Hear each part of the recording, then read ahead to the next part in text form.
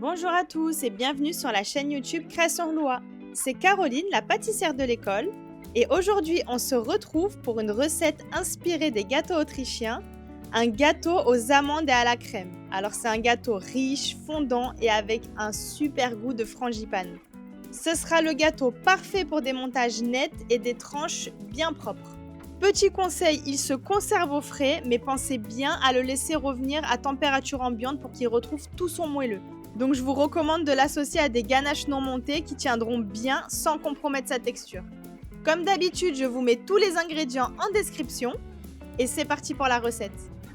J'ai déjà mis dans le bol de mon robot le beurre mou. On vient ajouter le sucre en poudre et la vanille. Et on va venir crémer le mélange jusqu'à ce qu'il blanchisse un petit peu. On ajoute maintenant les œufs un par un. On laisse mélanger entre chaque ajout pour que ce soit bien incorporé. Ne vous inquiétez pas si la pâte peut paraître légèrement tranchée, c'est juste que l'œuf va être peut-être un peu plus froid que le mélange avec le beurre. Donc le beurre va avoir tendance à se solidifier un petit peu. Donc pas de panique, c'est pas grave, on continue à mélanger, ça va finir par se réchauffer. On ajoute ensuite la farine, la fécule de maïs et la levure.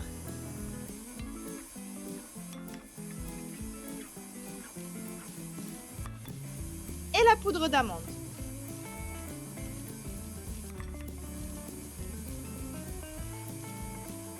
On mélange bien et là vous voyez on obtient une pâte qui est quand même assez compacte.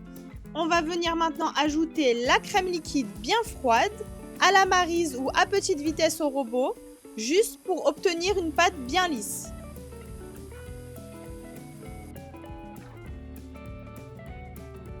On peut maintenant verser notre pâte dans un moule. Donc vous voyez le moule, je l'ai chemisé juste en bas. On ne chemise pas sur les bords pour bien laisser le gâteau s'accrocher aux parois et qu'il puisse bien monter.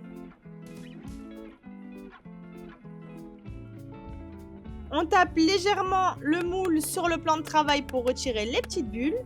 Et on enfourne pour 60 à 70 minutes à 165 degrés. Le gâteau est cuit, j'ai laissé refroidir 10 minutes avant de le démouler. Donc vous voyez, c'est très simple pour le démouler. J'ai passé une lame de couteau en fait sur tout le pourtour du gâteau. Et en le retournant, ça va se démouler tout seul vu qu'on l'avait chemisé juste en dessous.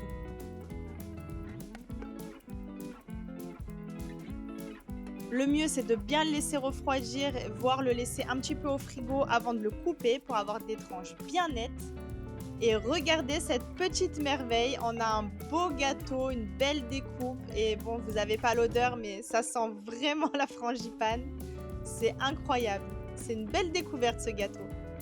Notre recette est déjà finie, j'espère qu'elle vous a plu. Si vous avez des questions, n'hésitez pas à me les poser en commentaire, j'y répondrai avec plaisir. N'oubliez pas de liker la vidéo et de vous abonner pour ne rien louper. Et je vous dis à très vite pour de nouvelles recettes.